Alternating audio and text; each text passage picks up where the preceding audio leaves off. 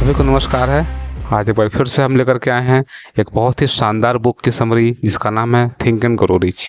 जैसा कि आप जानते हैं कि इस चैनल पर आपको बुक के चैप्टर वाइज पूरी की पूरी समरी मिलती है और समरी के साथ साथ कुछ ऐसे एडिशनल लाइन्स भी मिलते हैं जो बुक के अंदर छुपे हुए हैं। तो आइए शुरू करते हैं। सबसे पहले चैप्टर की हम बात करें, इसका नाम है विचार ही वस्तु है। विचार ही वस्तु है का मतलब क्या? वस्तु का मतलब क्या? वस्तु मतलब वो चीज़ जो फिक्स हो। जैसे कि मान लीजिए कोई भी सामान, मान लीजिए हम बुक, पेन, कॉपी, कोई भी चीज़, मोबाइल जो फिक्स है। आप कोई आपके मोबाइल के बारे में पूछे कौन सी कंपनी का मोबाइल है, आप बता दोगे। स्मार्टफोन है, आप बता दोगे। आईफोन है या एंड्रॉयड है, आप बता दोगे, बिल्कुल फिक्स है। वैसे अगर हमारे विचार अगर फिक्स हों, जिसमें कोई इफ बट ना हो, कोई उसमें क्वेश्चन ना बने, बिल्कुल फिक्स, क्लियर और क्रिस्टल हों, तो ऐसे विचार मैनिफेस्ट होते ही होते हैं, जैसा कि नेपोलियन हिल का कहना है। और इस बुक में आगे हम पढ़ेंगे तो जानेंगे कि थॉमस एल्वा एडिसन का भी यही कहना है। तो आइए शुरू करते हैं कि इस बुक में थॉमस एल्वा एडिसन की छोटी स्टोरी हमें क्या बताती है। कुछ साल पहले एडविज सी बॉन्ड्स ने इस सच्चाई को जाना कि दरअसल सोचकर अमीर बना जा सकता है, परंतु उन्होंने इस सत्य को एक ही बैठक में नहीं मान लिया। यह उनकी समझ में धीरे धीरे आया और इसकी शुरुआत हुई महान एडिसन के साथ पार्टनरशिप करने की प्रबल इच्छा से। बॉन्स की इच्छा की खासियत यह थी कि वह निश्चित थी। जैसा कि चैप्टर का नाम ही है कि विचार ही वस्तु है, वैसे ही जब बॉन्ड के विचार में आया कि हमें थॉमस एल्वा एडिसन के साथ बिजनेस पार्टनरशिप करना है, तो यह विचार उनके मन में बहुत ही क्लियर और क्रिस्टल था। जब उनके मन में यह विचार आया तब वो एडिसन को नहीं जानते थे, एडिसन भी उनको नहीं जानते थे, और यहाँ तक कि एडिसन का जो प्रयोगशाला है ऑरेंज न्यू जर्सी में, वहाँ तक इन्हें कैसे पहुँचना है वो भी नहीं पता था, और वहाँ तक पहुँचने का किराया भी इनके पास नहीं था। बस इन्होंने सोच लिया।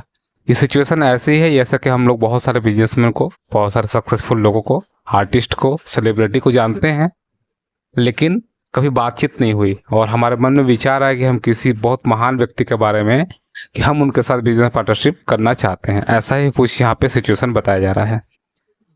सभी लोगों का कहना है, नेपोलियन हिल जो इस बुक के ऑथर हैं, इवन एडिसन का भी यह कहना है कि जब कोई व्यक्ति किसी विचार के साथ, प्रबल इच्छा के साथ जुड़ जाता है, वो स्ट्रांग होता है, क्लियर और क्रिस्टल होता है, तो मैनिफेस्ट होता ही होता है। बहुत सारे प्रयासों के बाद, सप्ताहों के बाद, महीने बीतने के बाद यह व्यक्ति एक बार न्यू जर्सी एडिसन के प्रयोगशाला में पहुंच गया।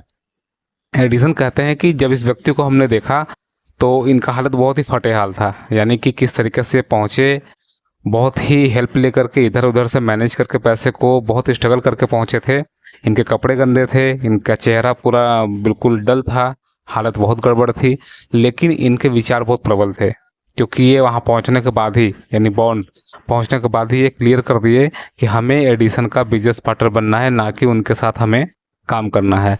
और इनका जो चेहरे पर जो चमक थी और जो कॉन्फिडेंस था, उसको देख करके एडिसन उनको एक परमिशन देते हैं अपने साथ काम करने के लिए, साथ ही साथ उन्हें एक बिजनेस पार्टनर भी बनाते हैं और बाद में कहते हैं कि हमें अपने लिए गए डिसीजन पर कोई भी पछतावा नहीं है। हुआ यूँ कि जब ये प्रयोगशाला में पहुंचे तो वहाँ पर एडिसन ने इनको अपने यहाँ एक काम दिया। एक छोटी सी नौकरी बहुत ही कम सैलरी पर मिली और एक कंटिन्यूस सैलरी में काम करना शुरू किया। बट इनके साथ बेहतरीन चीज़ ये हुआ कि इनके विचार और स्ट्रांग होते चले गए। और मनोवैज्ञानिक भी यही कहते हैं कि जब भी कोई चीज़, कोई विचार सचमुच तैयार हो, क्लियर हो, क्रिस्टल हो, तब वो मैनिफेस्ट होता ही होता है। और हुआ कुछ यूँ ही कि जब इन्हें अवसर मिला, यानी बॉन्ड को जब अवसर मिला थॉमस एल्वा एडिसन के साथ काम करने का, तो उन्होंने सोचा भी नहीं था कि इस तरीके से अवसर मिलेगा। अक्सर इंसानों के साथ ऐसा ही होता है। महान लोग बताते हैं कि जब किसी व्यक्ति की हालत थोड़ी ख़राब होती है, उसको अस्थायी पराजय मिला हो, यानी कि छोटा मोटा उसको लॉस हुआ हो, उसको लग रहा हो कि यार अब लाइफ में हो ही नहीं सकता, अब तो मेरे ड्रीम सारे ख़त्म हो जाएंगे, अब तो कुछ नहीं किया जा सकता, वैसे कंडीशन में उसको अवसर मिलता है। और इसी कारण से सभी लोग हर अवसर को ग्रैब नहीं कर पाते, पकड़ नहीं पाते, क्योंकि जब हमारी कंडीशन जब बुरी होती है तो हमारी इमोशनल हेल्थ भी काफ़ी वीक होती है, हमारा मेंटल हेल्थ भी काफ़ी वीक होता है, हम डिसीजन लेने में सक्षम नहीं होते हैं और अवसर निकल जाता है। लेकिन एक्चुअल में अवसर वैसा ही टाइम पर मिलता है। हुआ यूं कि एडिसन ने एक यंत्र बनाया जिसका नाम था एडिसन डिक्टेटिंग मशीन। इन्होंने ऑफिस के लिए यंत्र बनाया था और मजे की बात यह है कि ये सिर्फ दो ही लोग को अच्छा लग रहा था, बॉन्ड्स को और एडिसन को। उसके अलावा इनके ऑफिस में जितने भी सेल्समैन व्यक्ति थे, किसी को भी इस मशीन को बेचने में बिल्कुल इंटरेस्ट नहीं था। कोई भी इनका ऑफिस का इंटरेस्टेड नहीं था कि इस प्रोडक्ट को मार्केट में लेकर जाया जाए। बॉन्ड को ये अवसर मिला, उन्होंने परमिशन लिया एडिसन से और काम शुरू किया। और काम ऐसा किया कि उन्होंने बहुत ही अच्छा सेल्स किया, बहुत अच्छे पैसे बनाए। और एडिसन ने ये डिसीजन लिया कि इस मशीन को पूरे कंट्री में मार्केटिंग और डिस्ट्रीब्यूशन कराया जाएगा और इसका पूरा मैनेजमेंट बॉन्ड्स ही संभालेंगे। और इस अवसर के साथ बॉन्ड्स एक बहुत ही रिच पर्सन बन गए, बहुत ही अच्छा पैसा उन्होंने बनाया। पार्टनरशिप उनकी जो ड्रीम थी एडिसन साथ करने की, वो भी पूरी हुई और उन्होंने यह साबित किया कि लोग सोचकर अमीर बन सकते हैं। अब यहाँ पे कनेक्ट करते हैं थोड़ा सा कि सोचकर अमीर कैसे बन सकते हैं। इनकी मेहनत इनको यहाँ तक लेकर के आई, बट एक विचार था मन में कि एडिसन के साथ बिजनेस पार्टनरशिप करना है। तो ये सोच थी और सोच के वजह से वो बहुत ही रिच बने, बहुत ही सक्सेसफुल बने और बहुत ही फेमस बने। तो बॉन्ड की मौलिक इच्छा का आर्थिक मूल्य उनके लिए क्या था यह तो मैं नहीं जानता। मैं का मतलब नेपोलियन हिल कहते हैं। शायद उसकी वजह से उन्हें 20 या 30 लाख डॉलर मिले होंगे, परंतु रकम महत्वपूर्ण नहीं है। महत्वपूर्ण तो यह है कि सिद्धांतों के सहारे इंसान अपने विचारों को भौतिक पुरस्कारों में बदल सकता है। ऑथर ने यह बताने का प्रयास किया है कि अगर विचार हमारे बहुत ही क्लियर हो, स्पष्ट हो, तब वो मैनिफेस्ट जरूर होते हैं। अगर विचार स्पष्ट नहीं है तो असफल होने की संभावना सबसे ज़्यादा होती है। और अगली जो स्टोरी है उसमें हम इसी बात को समझने का प्रयास करते हैं। आर्यू डार्विन नाम के एक व्यक्ति थे जिन्होंने गोल्ड की खोज में, सोने की खोज में वो पश्चिम दिशा की तरफ गए और खुदाई वहाँ शुरू कर दिए। लेकिन उन्हें एक बात नहीं पता था, उन्हें ये नहीं पता था कि जितना गोल्ड ज़मीन के अंदर होता है उससे कहीं ज़्यादा गोल्ड हमारे दिमाग के अंदर होता है। कहने क्या मतलब हुआ, ऑथर कहना चाह रहे हैं कि जितना गोल्ड ज़मीन के अंदर है, यानी कि जितनी प्रचुरता, जितना धन आप कमा सकते हैं किसी काम को करके, जॉब करके, बिजनेस करके, किसी प्रोडक्ट को बेच के, किसी सर्विस को बेच करके, उससे कहीं ज़्यादा जो वैल्यू है वो हमारे विचारों की है, हमारे सोच की है। और डार्विन ने यही मिस्टेक किया, उन्हें ये बात पता नहीं थी। वो अपने दोस्तों के साथ खुदाई करना शुरू कर दिए और खुदाई के एक लेवल तक पहुंचने के बाद उन्हें सोने की चमक दिखाई दी। लेकिन जहां सोने की चमक दिखाई दे रही थी वहां अब हाथों से खुदाई करना पॉसिबल नहीं था। उन्हें कुछ मशीन की ज़रूरत पड़ी और वो उस खदान का मुंह बंद करके अपने देश चले गए, अपने शहर चले गए। वहाँ उन्होंने अपने रिलेटिव्स को, दोस्तों को कलेक्ट किया, पैसे की व्यवस्था की और मशीन खरीद कर लेकर के आए, खुदाई शुरू किए। खुदाई कंटिन्यू करने के बाद उन्हें सोने की चमक नहीं दिखाई दे रही थी। काफ़ी खुदाई किए, सप्ताहों तक लगे रहे और जब रिजल्ट नहीं मिला तब वो फिर से उस खदान का मुंह बंद करके और उस मशीन को वहीं किसी कबाड़ी वाले को बेच करके चले आए। वो कबाड़ी वाले व्यक्ति जिसने मशीन इनसे खरीदा था वो एक इंजीनियर को बुलाया, उससे जांच पड़ताल कराया, रिसर्च कराया और खुदाई खुद शुरू किया। और बहुत आश्चर्य की बात यह है कि जिस जगह पर डार्विन ने खुदाई बंद किया था वहाँ से मात्र 3 फीट दूर सोने की खदान उपलब्ध थी। और इंजीनियर का कहना था कि एक ब्लैक होल नाम की चीज़ होती है जो खुदाई के बीच में आती है। अगर ये बात पता होता डार्विन को तो वो कंटिन्यू रहते, बट उनको पता नहीं था, यानी कि नॉलेज। आप इस काम को कर रहे हैं, जो आपका ड्रीम है, जो आपका टारगेट है, उसमें नॉलेज होना बहुत ज़रूरी है, क्योंकि नॉलेज कम होगी तो असफल होने की संभावना बढ़ जाती है। यही मिस्टर डार्विन के साथ हुआ, उन्हें पता नहीं था कि ब्लैक होल नाम की कोई चीज़ ऐसी होती है। फाइनली जो कबाड़ी वाले व्यक्ति थे उन्होंने खुदाई किया और सोने खदान उन्हें मिला। मिस्टर डार्विन को ये बात पता चला, वो बहुत दुखी हुए, बट उन्होंने डिसीजन लिया कि जो हुआ सो हुआ, अब अपने लाइफ में कभी भी मोड़ के भागने वाला काम नहीं करेंगे। और इस चैप्टर से, इस पार्ट से समझ में आता है कि कभी भी अगर हमें गिव अप करना हो, अपने काम को बंद करना हो, निराशा बहुत ज़्यादा हो, ऐसा लगे, तो हमें एक्सपर्ट से सलाह लेनी चाहिए। अगर मिस्टर डार्विन खुद किसी इंजीनियर को हायर किए होते तो शायद वो ऐसा डिसीजन नहीं लेते। मिस्टर डार्विन खदान वाला काम छोड़ने के बाद शुरू किए अपना काम जीवन बीमा को बेचने में, और बहुत ही कम समय में। जिस तरीके से उन्होंने काम किया, बहुत इनकम किए, बहुत पैसा कमाया वो अपने टाइम पर। और उन्होंने इस बात को हमेशा ध्यान में रखा कि हमारे साथियों के कहने पर हमने सोने की खुदाई छोड़ दी थी, तो जितनी मात्रा में हमने छोड़ी थी, जितना हमें लॉस हुआ है, उसकी भरपाई हमें यहाँ से करना है। और वो लगातार लगे रहे। लोग उनको मना करते थे, क्लाइंट उनको मना करते थे, कस्टमर जल्दी डील नहीं होते थे, बट वो लगे रहे और उन्होंने बहुत ज़्यादा पैसे कमाए सिर्फ इसी विचार से कि कभी भी मैदान छोड़कर भागना नहीं चाहिए। नेपोलियन हिल इस बुक को लिखने में बहुत सारे लोगों से मिले। जैसा कि हमने बताया 20 साल से अधिक समय लग चुका है इस बुक को लिखने में। इंट्रोडक्शन वाले चैप्टर में आपको बताया गया होगा। वो कहते हैं कि लगभग 500 लोगों तक उन्होंने डायरेक्टली जा कर के मिला, डिस्कशन किया, तब जाके इस बुक को लिखे हैं। और उनका कहना है कि मैक्सिमम लोगों को सक्सेस तब मिला जब वो बिल्कुल एंड पॉइंट पर थे, जब उनको लग रहा था कि अब सक्सेस नहीं मिल सकता। यानी कि जैसे ही वो गिव अप करने वाले थे, उसके बाद ही सक्सेस उनके सामने थी। तो ऐसा सभी के साथ होता है। और इनका एक लाइन है जो कहते हैं कि असफलता बहुत चालाक और मजाकिया किस्म का होता है। इसे लोगों को तब गिराने में मजा आता है जब सफलता उसके बहुत करीब हो। एक और छोटी सी बहुत ही ज़बरदस्त स्टोरी है, इसको ध्यान से सुने, बहुत ही इंटरेस्टिंग है। और लगन का 50 सेंट का सबक। मिस्टर डार्बी कहते हैं कि जो सोने की खुदाई में उन्होंने लॉस किया था, वो एक असफलता की बहुत बड़ी यूनिवर्सिटी थी और वहाँ से उन्होंने लाइफ के बारे में बहुत कुछ सीखा। वो बताते हैं कि वो अपने अंकल के साथ चावल के मिल में हेल्प कर रहे थे अपने अंकल का। ये स्टोरी का कुछ लाइन में बिल्कुल हूबहू पढ़ूंगा ताकि आपको पूरा फील आए और पूरी मीनिंग समझ में आए कि एक्चुअल में कहा क्या जा रहा है। वहाँ पर श्वेत और अश्वेत किसानों कॉन्सेप्ट था। यानी अश्वेत का मतलब जो काले लोग होते थे, वो गोरे लोग के यहाँ काम करते थे बाटा सिस्टम पर। बाटा का मतलब जो आधा आधा अनाज को बांट लेते हैं, या जो भी वहाँ प्रोसेस हो। मेन हम स्टोरी के मोरल पे आते हैं। एक दोपहर को अपने पुरानी मिल पर अपने अंकल के साथ में थे।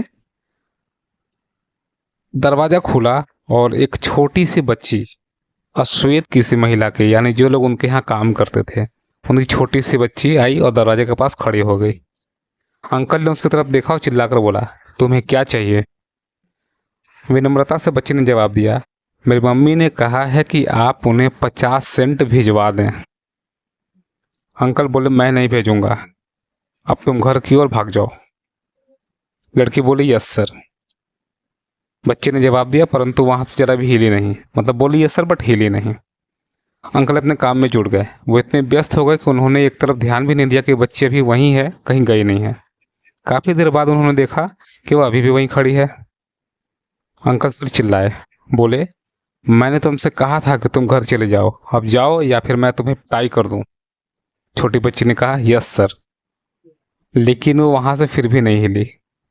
मतलब अंकल की बात मान रही थी, यस सर कर रही है, लेकिन वो वहां से हिली नहीं।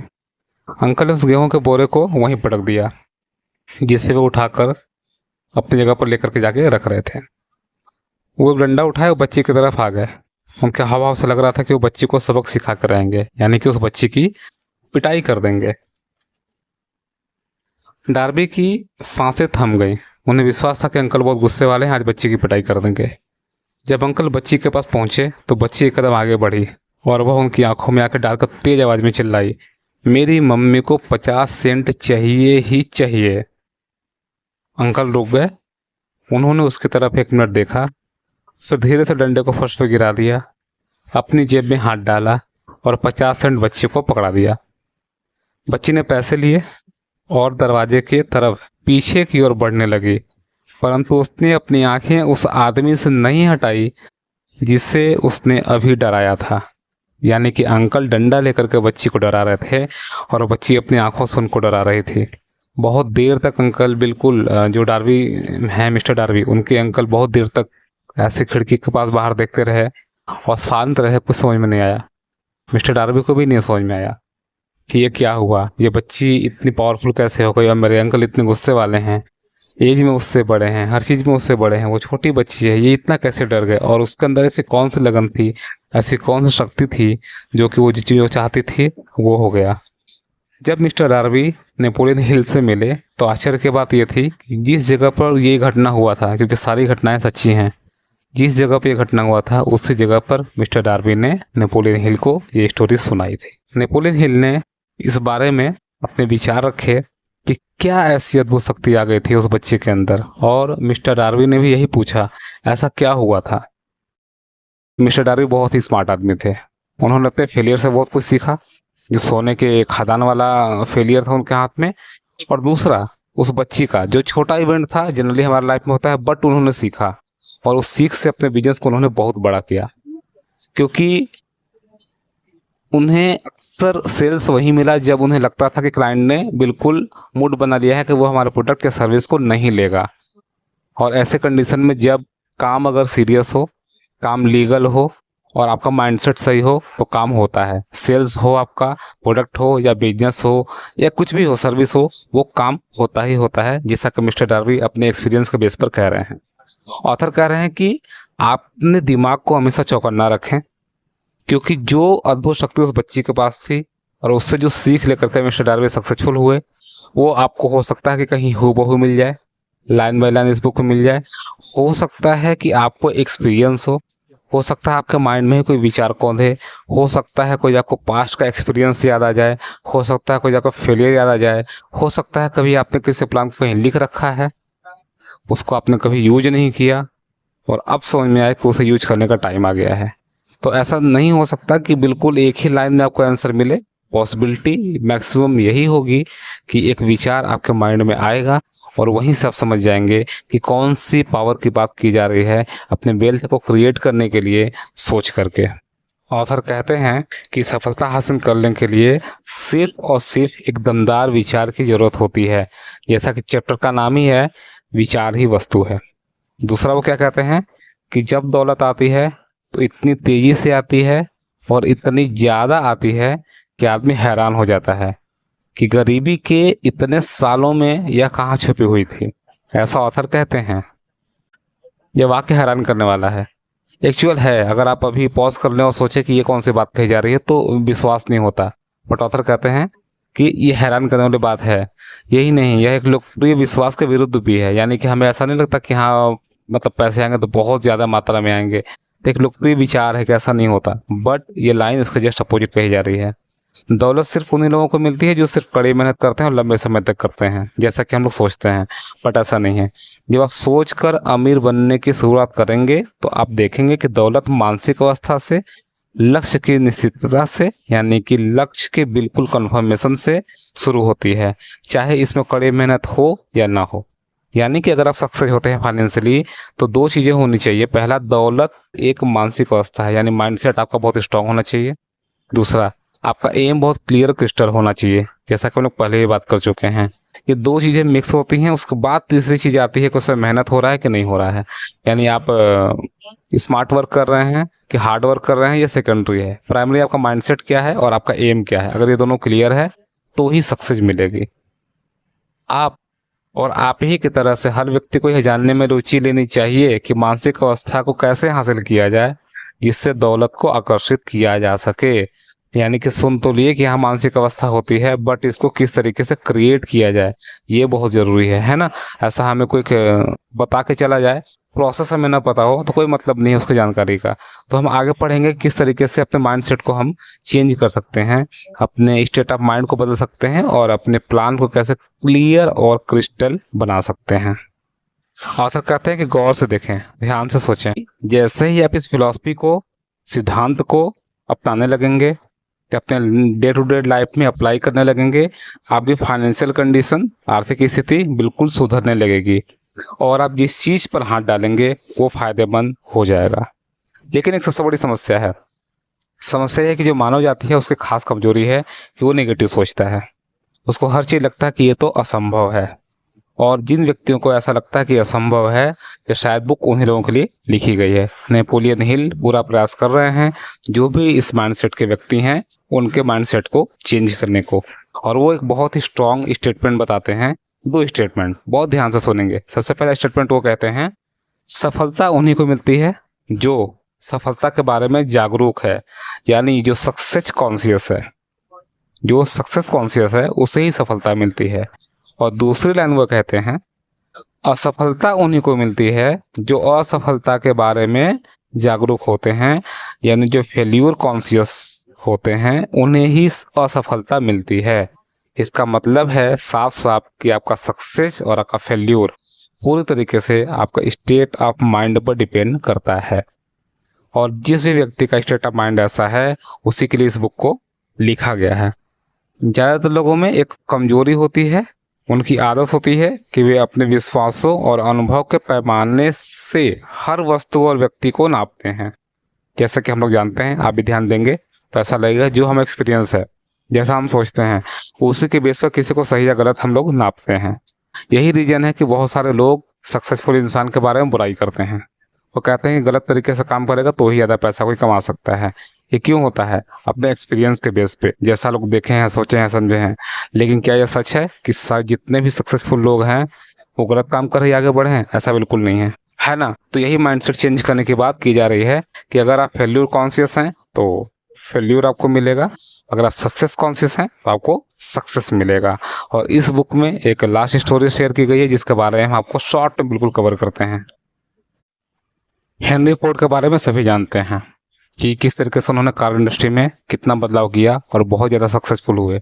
उन्होंने एक इंजन बनवाया अपने टीम से जिसमें 8 सिलेंडर एक ही ब्लॉक में रखे जाएंगे। अब रियलिटी ये है कि हम स्टोरी को जितनी बार भी सुन ले समझ नहीं आता कि कहना क्या चाहते हैं, क्योंकि हम कोई कार इंजीनियर नहीं है और ना ही हम कार कंपनी के ओनर हैं, कुछ भी नहीं है। ये स्टोरी एक्चुअली कनेक्ट हमें नहीं करती, बहुत जगह सुने होंगे, बट हम इसके अंदर घुसते हैं कहना क्या चाह रहे हैं। कहना ये चाह रहे हैं कि जो भी इंजन का प्रोसेस था कि 6 सिलेंडर एक ही ब्लॉक में लगेंगे, शायद उससे इंजन बहुत पावरफुल हो जाता या शायद कार की स्पीड बहुत ज़्यादा मेंटेन हो जाती, जो भी होता। बट होने से पहले किसी को विश्वास नहीं था कि ऐसा होगा। इवन उनकी टीम में किसी को विश्वास नहीं था कि ऐसा हो पाएगा, सभी ने मना किया। बट हेनरी फोर्ड प्रेशर दिए कि नहीं, ये करो, तब तक लगे रहो जब तक ये सफलता ना हासिल हो जाए। यानी हमें चाहिए ही चाहिए एक ब्लॉक में 6 सिलेंडर। इसके पीछे की स्टोरी ये है, पीछे का सेंस ये है कि हेनरी फोर्ड उस सीक्रेट को जानते थे किस तरीके से सक्सेस को पाया जा सकता है। सबसे पहला रूल यही है उनके हिसाब से कि लगे रहो। अगर हमारा काम करने का प्रोसेस सही है, हम सही दिशा में काम कर रहे हैं तो लगे रहें। दूसरा, हमारी इच्छा शक्ति कितनी स्ट्रांग है और हमारा एम कितना क्लियर है, कितना क्रिस्टल है, हम कितना सही सोच पा रहे हैं। अगर 3-4 चीज़ों का मिक्सअप है हमारा माइंड, और फाइनली जैसा कि हमने एक टॉपिक और बात किया कि सक्सेस कॉन्शियसनेस हमारा ब्रेन है, यानी कि हम सफलता पाने के लिए अपने आप से रेडी हैं, तो वो हर कुछ होगा जो हम चाहते हैं। और ऑथर कहते हैं कि अगर आप उस सीक्रेट को यूज करते हैं तो आप भी उतना ही दौलत कमा सकते हैं, उतना ही सक्सेसफुल हो सकते हैं जितना कि हेनरी फोर्ड थे। आप किसी भी बिजनेस में हो, किसी व्यवसाय में हो, कोई भी काम कर रहे हो, कहते हैं कि आप अपने भाग्य के निर्माता खुद हैं। जैसा कि ऑथर बहुत सारी चीज़ें बताने के साथ साथ एक चीज़ और शेयर कर रहे हैं कि कॉलेज में गए थे, वहाँ उन्होंने लेक्चर दिया और उस लेक्चर में एक व्यक्ति बहुत ही सीरियस हो गया और उससे अपनी फिलॉसफी में उस लेक्चर को ऐड कर लिया। फिलॉसफी मतलब क्या? अपने लाइफ स्टाइल में उनकी बातों को ऐड कर लिया और वो इतना सक्सेसफुल हुआ कि इस टाइम के बाद वो संसद भवन में सांसद बना अपने कंट्री में। और नेपोलियन हिल को, जो कि इस बुक के राइटर हैं, वो अपने बारे में बता रहे हैं, उन्हें उसने एक पूरा एक लेटर भेजा, लेटर लिख करके दिया कि आपने जब आए थे तो आप क्या क्या स्टोरी सुनाए थे, हेनरी फोर्ड की स्टोरी सुनाए थे, आइंस्टीन की स्टोरी सुनाए थे, न्यूटन की स्टोरी सुनाए थे, बहुत सारी चीज़ें उन्होंने वहाँ पे स्पीच दिया था। और उन सारी स्टोरियों से, उन सारे सीक्रेट से हमने बहुत कुछ सक्सेस पाया, लाइफ में कंटिन्यू हम आगे बढ़ रहे हैं। और उसके बाद उस कॉलेज में, चलिए मैं कॉलेज का नाम ले रहा हूँ, कॉलेज का नाम है सालेम कॉलेज, और वहाँ पर वो पहुँचे। कई बार उन्होंने जाकर के स्पीच दिया नेपोलियन हिल ने, और बहुत सारे लोग वहाँ से सक्सेस हुए। तो फाइनली अब ये चैप्टर क्लोज हो गया, विचार ही वस्तु है। अब हम लोग मिलेंगे नेक्स्ट चैप्टर में जिसका नाम है इच्छा, यानी कि डिजायर। आप क्या सोच रहे हैं और किस तरीके से डिजायर को क्रिएट किया जाए, इससे बहुत सारी चीज़ों को हम कवर करेंगे। Finally thank you so much.